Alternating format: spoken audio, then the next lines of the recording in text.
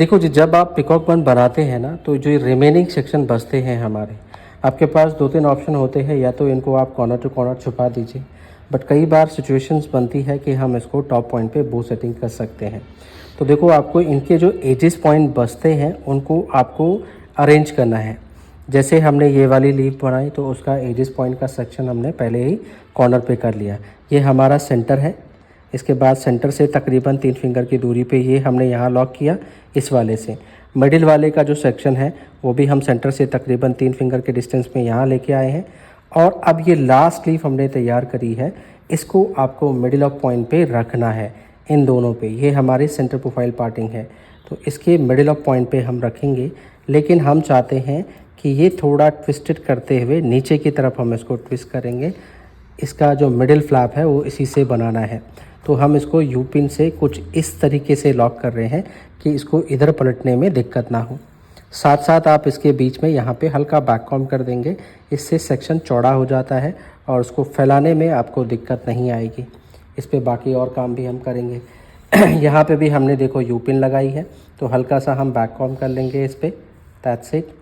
दूरी बराबर बराबर देख लें। मान लो ये हमारा 3 फिंगर है, तो ये वाला थोड़ा पास है, तो इसको हम थोड़ा डिस्टेंस में लेके चले आएंगे। तो इसको हम थोड़ा उठा के थोड़ा डिस्टेंस में लेके चले जाते हैं। सेम डिस्टेंस होना चाहिए।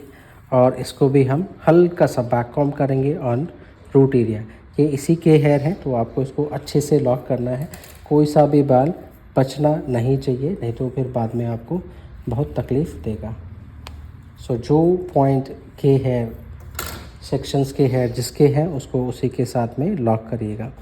ये प्लेसमेंट देनी होती है आपको, अपने मेंटल में पहले से इसको तैयार करना होता है। ठीक है जी।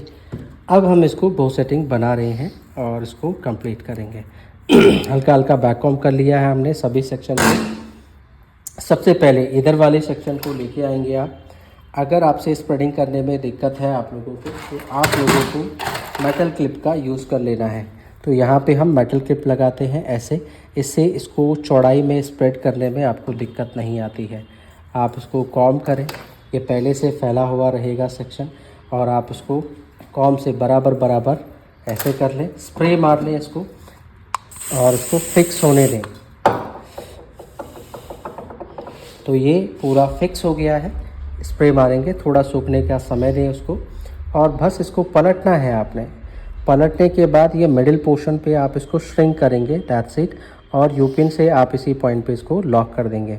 ध्यान रखिएगा आपकी लीफें ख़राब ना हो। यू पिन्स बड़े आराम से छोटी यू पिन का इस्तेमाल करें, जिससे आपको दिक्कतें ना हो। तो हम ये पिन अभी बड़ी ही लगा रही हैं, छोटी यू पिन लगाइएगा आप लोग। इसको हमने फैला देना है। तो ये एक तरफ का पोर्शन बन चुका है, इसको हम बाद में हटा देंगे। तो ये बाकी के जो बचे बाल हैं इनको जाने दे नीचे, बाद में हम इनको छुपा लेंगे। इधर वाले सेक्शन को भी लेके आना है, सेम तरीका रहेगा और सिमिलर टेक्निक के साथ हम इसको भी तैयार करेंगे। हल्का सा बैक कॉम। अगेन आपने एक और मेटल क्लिप जो है अपोजिट साइड से भी लगा लेनी है। अभी हम इधर वाली फ्लैप और उधर वाली फ्लैप को बराबर बराबर स्प्रेड करेंगे। बराबर बराबर आपने दिखाना है ताकि आपकी बो इवन और इक्वल लगे। कॉम किया हमने इसको थोड़ा फैला दीजिए।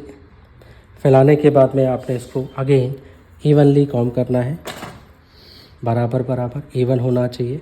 थोड़ा सा फैला दें इसको, बस हल्के हाथ से पकड़ें, स्प्रे मार दें बैक साइड से, फ्रंट साइड से। हल्का ब्लो किया हमने, सूखने दें।